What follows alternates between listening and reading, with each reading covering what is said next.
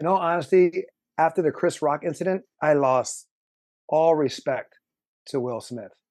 I mean, prior to that, I was getting tired of his acting because pretty much he acts the same. Yes, he may act a little bit different here on some roles and other roles, but it's pretty much him, either with an accent or him just being him. It's like The Rock just plays himself in all other movies. Jason Statham, he's like that as well. He acts the same. Hey, I'm the beekeeper. Hey, I'm the enforcer. Hey, I'm the farmer. He's the same in every freaking role he does. And again, what Will did, so classless. And the thing is, like, he was defending his wife. The thing is, like, in comedy, there should be no boundaries. If you got offended, then it worked. If you laughed, it worked. Comedy is supposed to push boundaries in that aspect. And the thing is, she cries about she's suffering from that hair loss. What's it called? Alopecia, whatever the thing is. And I'm sorry for those who do suffer from it, but she claims that she is. Hmm. Yet, I saw her at the premiere of the latest film. She has hair. It's not a wig. So I didn't yeah, watch the it's premiere, so I short. couldn't tell you No, if it's a no, wig no, or not. no. I'm just saying that I did. Her hair is blonde. Is short. It's longer than my gray hairs are showing. Hmm. She's a Karen in definition. I heard Chris Rock got 40 million for the slap. He should get more because that was totally uncalled for. And then him getting a standing ovation after he wins the award. It's like that is like Hollywood just shows us no spine. Granted, I will watch his past films. Hmm. I mean, I bought it, right? I bought the DVD, I bought the Blu-ray, I bought it. So no, I mean, it serves no purpose really to throw something away like that. Unless you're really, really like disgusted, then maybe you have that right. Okay. But for me, I kept it. Now, maybe it's a godsend because my DVD would not play in my player. Mm. My player works because I tested with another DVD, which is an older film, and it worked totally fine. So maybe it's a sign. So I had to go to Hulu to watch Bad Boys with a current Rotten Tomato score of 44% by the critics and 78 by the audience. Bad boy, what you gonna do? What you gonna do when they come for you? Sing it. I don't want got copy strike.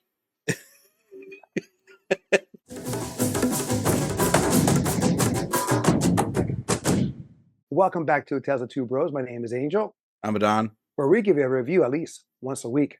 Spoiler alert, Bad Boy, starring Will Smith and Martin Lawrence, came out in 1995. Yeah, they have It pagers. follows that what? I would say they came out in 1995, and I said, yeah, they have pagers. Right, exactly. I forgot about it. You know what? I was like looking around when that pager went off. I was like, what is I was like, did I leave my something on? I didn't know what that was. But yeah, I forgot about the pagers. Yeah, I used to have one. This follows the trope of what was famous in the 80s and 90s of the buddy cop films. Hmm. It is directed by Transformer Man himself, Michael Bay. Jerry Bruckheimer helped produced it. You have also the also sexy Tia Leone. God damn, she's sexy. With that little sultry voice, kind of like Catherine Hepburn? No, Kathleen Turner. Oh my God, I that's can't before your picture time. I can't picture it. Kathleen Turner's from *Romancing the Stone*. Oh. Back in the day in the '80s, one of the sexiest women out there. Tia Leone is like that in her own right. Mm. And boy, my God, she's breathtaking in every scene she's in this movie. Almost any movie, actually. But did you get a chance to rewatch this? I did. I watched it on Hulu as well. I enjoyed it. I was one of the big fans of this movie back in the day, and I still enjoyed it. Yes, Hmm. some stuff are cliche, but what I like about here, like Michael Bay was coming on his own.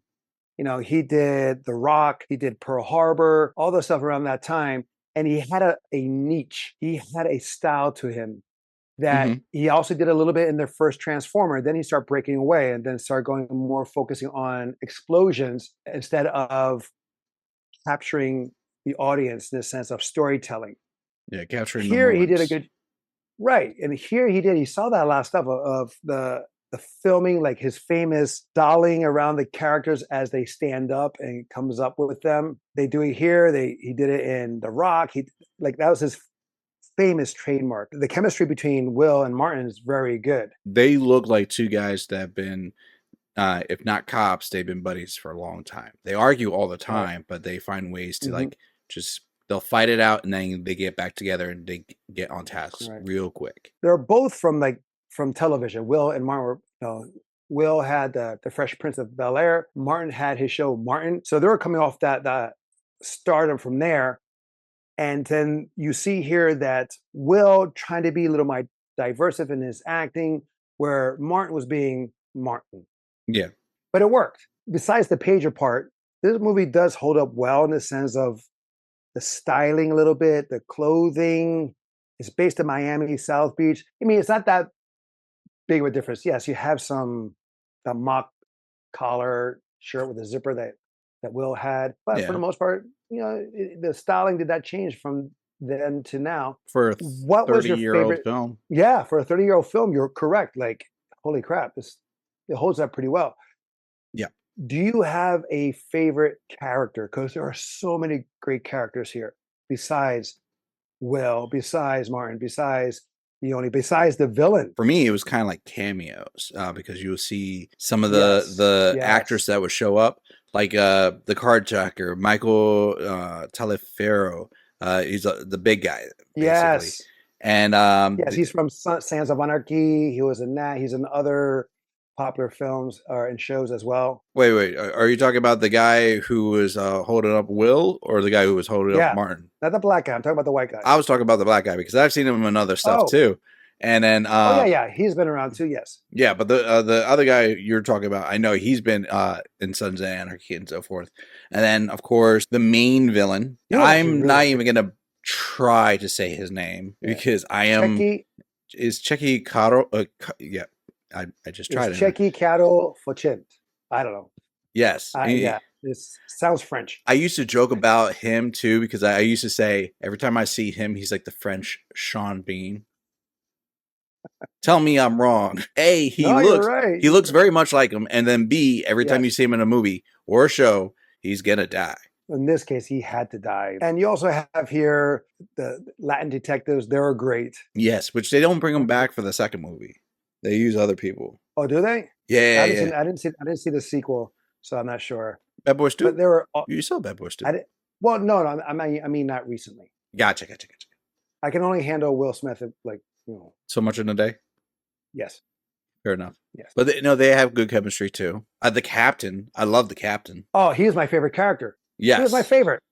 It's played by freaking Matrix himself, not Morpheus, but damn, what was his name in Matrix? I remember him more from the Goonies. Yes, and Goonies. I forgot about that. That's right. He's Cypher. Cypher was his name in Matrix. This guy, he's the shit. He can act. He has it, and he's just awesome as the captain. He's like, when he's trying to make the shots while smoking a cigar. Yeah. He's the cliche captain that yells at his detectives. He's like, "You be you." It's like, "You be him, and you be you." So he's like, "I don't care." He's like, "But what about my life?" It's like, "Do you like your job?" So, but yeah, it's like, you be you when you're not around him or around her. Around her. It's like, it's just as confusing to saying it just like that. Right, but he was awesome. I liked him every time he's on the screen because he saw that he cares about the team. He cares about the case, and he's not like an a-hole captain that is only looking out for him. He's looking out for his team. As he knows, like, he's about to get fired and says, "Guys, we got to close this case. We got to wrap this up before it's official." Yeah, he even tells her, he's like, she's going to die one way or the other if we don't save her. So you guys have like 2 hours to get this done. No, they have 4 hours. They got to do it in 2. Exactly. He gets the ass with them, but he knows that he has a lot of trust in them. Right, that they're the ones to get it done when this shit hits the fan. Every time the captain came on, grabbed my attention. Like, he kind of stole the scenes when he was on, especially when the internal affairs officer would come in and they would start yelling back and forth. And he's like, "Captain, if you want us to leave the room," and it was like, no. But JoJo is also, again, he's like a cameo character too, in the sense that we know him later on in The Sopranos. He was from Sopranos, yes. Michael Imperiello. Imperioli. Now I'm doing one of your numbers. Imperioli. Damn it doesn't feel good, does it? It doesn't feel good. it. But No. no, he was great. Like, I mean, again, these are great characters in this movie, this action comedy flick. And even the female actresses on there, they brought good performances. Teresa Oh, the Randall. wife. Yeah. Oh my gosh, she was awesome. Even the side girls for Will Smith's characters, like they were on there very short, but they were interesting, and it, like the whole reason Julie was there is because of the one girl that was interacted with Will Smith. Right. What was great with Tia Leone is that she had her comedic moments as well. Oh yes. You could tell that she kind of knew what was going on at times, and she was figuring she kind of baited Martin Lawrence to go to the house. She's like, "Wow, you feel uncomfortable laying in this bed and whatnot." And like, I imagine Marcus doesn't have that problem with his wife. Like, she can't right. A man like that is like a man like that. Also, when the car chase at the end, you know, says I got tackled by Jim Kelly over here. So it was kind of funny because he saved her. Martin Lawrence saved her, but the way he did was like a tackle would in football. She has very good comedic timing.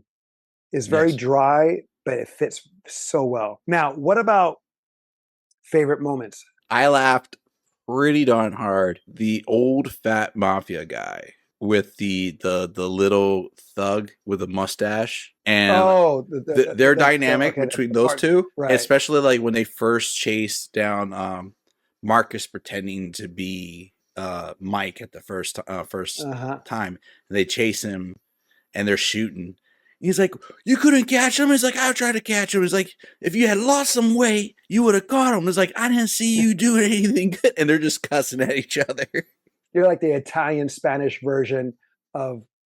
I was going to say the opposite of Will and Will and Martin in that sense, but not good. Yeah, that's what I'm saying. Right. But I'm saying the bantering with each other. Oh, absolutely. The partners. Yeah. Now, for me, my favorite moments, I have two, is the toilet chase. The what? The toilet fight scene? No, not that. That was good. I mean, the fights in here the action was great. Yeah. It reminded me in a way of Die Hard, where it's not over the top. These are two regular guys who are just doing the best they can with what they got. McClane had the same thing, right? He's just a guy who is doing the best what he can with what he got. And you have it here. And then later on, from like the rest of the Die Hards, after Die Hard 2 and maybe after 3, the stunts got really too crazy. It's like, doesn't make sense. And then I start seeing that in Bad Boys 2. Yeah. That they're going over the top with the stunts. So I had no interest in seeing 3 and now definitely 4. But I did enjoy the OK Corral tombstone scene where the villains and the heroes meet each other in the lobby. And then there's a shootout and there's a foot chase. Okay.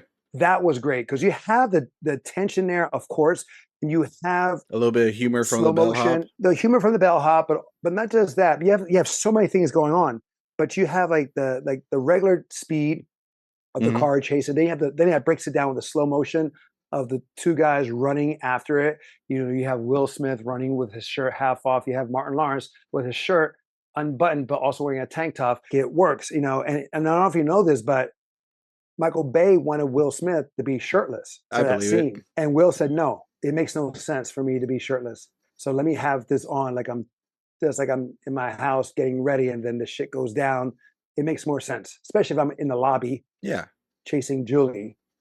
But Michael Bay, anyway, I heard Michael Bay was known for doing that. He's very much like, people would be more drawn if you have no shirt on or like whatever, like be scantily clad. I mean, he did that for both guys and girls. So no, of course, I get that. But the thing is like, what makes sense? It didn't make sense, right? Because like, why would you be shirtless the whole time at your own house in the sense of getting ready when you have people over, as we saw in the scene prior to that? But that scene is so dynamic, from the chase, the car crashing into, and then those guys going on foot, and then you see the bellboy front desk guy being a little comedic, and you have like Will Smith crashing into the salon and say, "Guys, you're where? I'm okay. I'm a cop. You guys look great." Yeah, it hits a lot of marks at the same time. But also, my favorite scene is at the end on the car chase. Oh, where they come into the big wall? Blow up. Well, yes, like he's chasing, like it's like playing chicken.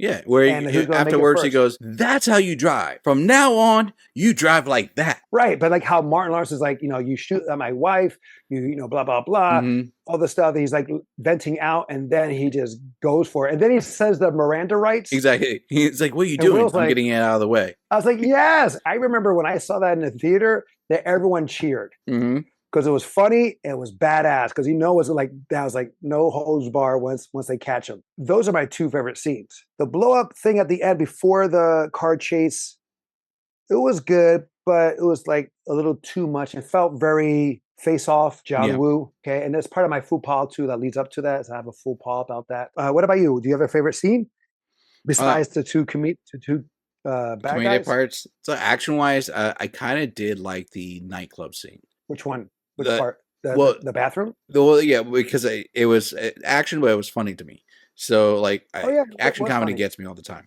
So Martin Lawrence is fighting, but outside is Will Smith being distracted by the foot in his face. He's not getting distracted by the foot.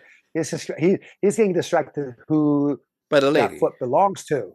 Absolutely. Yes.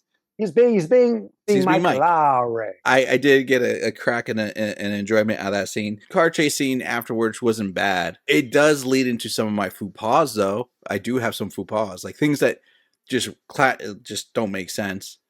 One, carrying around ether just all over the place. There's ether everywhere in this movie. If the heroin became pure or whatever they had to do to cut it deal, or whatever, right? Yeah, whatever. Yeah, there should be none at the airport. Yes. Yeah, there should be none at the airport because it's done. You did the process. C'est la vie, no more. Yeah, it makes no sense that they're still there. Yes. They're surrounded by it. And then, okay. Surrounded by it. Can we go into faux pas? We're done. Yeah, we did it. And then, in the truck too. How come this ether in the like truck? they needed more ether? I thought they had enough, and they like still need more ether.